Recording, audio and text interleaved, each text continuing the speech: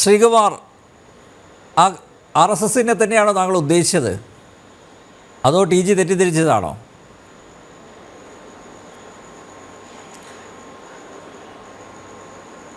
അതായത് നമ്മുടെ നാട്ടിൽ നമ്മളൊക്കെ ഈ ചരിത്രം എങ്ങനെയാണ് മനസ്സിലാക്കുന്നത്?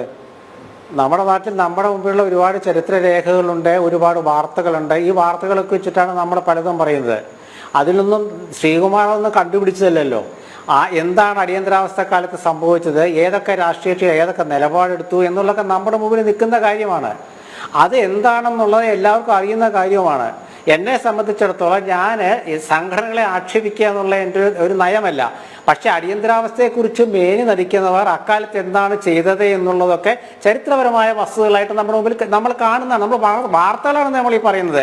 അപ്പൊ 77-75 അടിയന്തരാവസ്ഥ പ്രഖ്യാപിക്കുമ്പോൾ ഞാനൊക്കെ സ്കൂളിൽ പഠിക്കുന്ന കോളേജിൽ പഠിക്കുന്ന കാലമാണ്.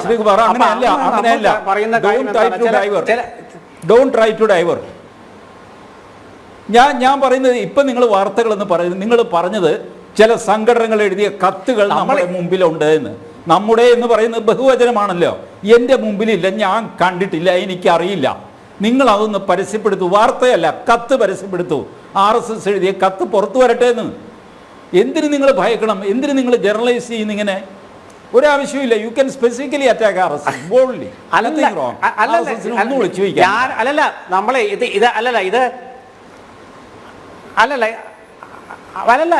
ഇത് ഞാനൊരു സംഘടനയുടെയും പേര് പറഞ്ഞിട്ടില്ല, താങ്കളാണ് പേര് പറഞ്ഞത്.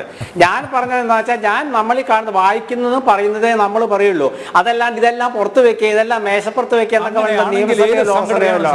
ഒരു ചർച്ചയിൽ നമ്മൾ ചരിത്രമാണ് പറയുക. ആ ചരിത്രത്തിൽ നമ്മൾ എന്തൊക്കെ കേട്ടോ അല്ല TG ആവശ്യപ്പെട്ട നിങ്ങൾ പറഞ്ഞല്ലോ.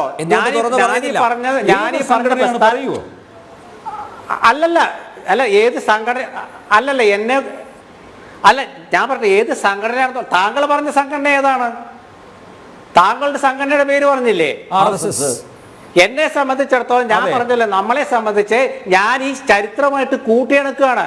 അതേ നമ്മൾ ഇവിടെ ഇത് അല്ല ഇത് നമ്മളെ ഞാനൊരു ചർച്ചയിൽ പങ്കെടുക്കുമ്പോൾ ഞാൻ ചരിത്രത്തിൽ നമ്മൾ വായിച്ചത് അല്ല ഞാൻ പറയട്ടെ, ഞാൻ കേൾക്കട്ടെ. അതായത് നമ്മൾ ഈ കാര്യങ്ങൾ പറയുമ്പോൾ നമ്മൾ ഓരോ ചരിത്രപരമായി നമ്മൾ കേൾക്കുന്നതും കാണുന്നതും നമ്മൾ കൂട്ടത്തിൽ സംസാരിക്കും. അത് ഏതാണ്, എങ്ങനെയാണ്, എവിടെയാണ്, നിങ്ങളുടെ രേഖയുണ്ടോ എന്നൊക്കെ ചോദിച്ച് തർക്കിക്കാൻ വരണ്ട. നിങ്ങൾക്ക് വിശ്വാസമില്ല, നിങ്ങൾ വിശ്വസിക്കേണ്ട. ഞാൻ ഈ പറയുന്ന വാർത്ത ഈ ചർച്ച കേൾക്കുന്നവർക്ക് അത് മനസ്സിലാകും. അത് മനസ്സിലാകാത്തവർ ചരിത്രം പരിശോധിച്ചത് ബോധ്യപ്പെടട്ടെ. TG ബോധ്യപ്പെട്ടോ? നല്ലൊരു കാര്യമാണ്. മനസ്സിലാകുന്നവർ മനസ്സിലാക്കട്ടെ, അല്ലാത്തവർ വീട്ടിൽ പോട്ടെ. നല്ല കാര്യം. ശരി, ആയിക്കോട്ടെ. റൈറ്റ്, നെക്സ്റ്റ് പോയിന്റിലേക്ക് കിടക്കാം.